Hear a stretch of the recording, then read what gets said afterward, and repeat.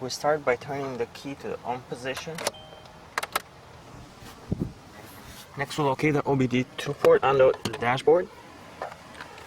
Plug in the connector. Once you plug it in, it will turn on its own. Press enter.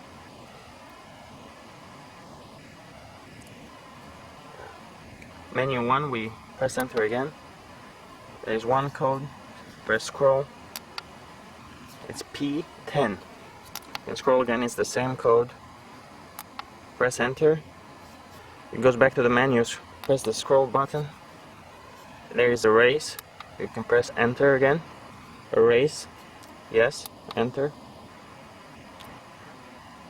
And that's all there is to it. In this case it will not erase because we haven't fixed the problem.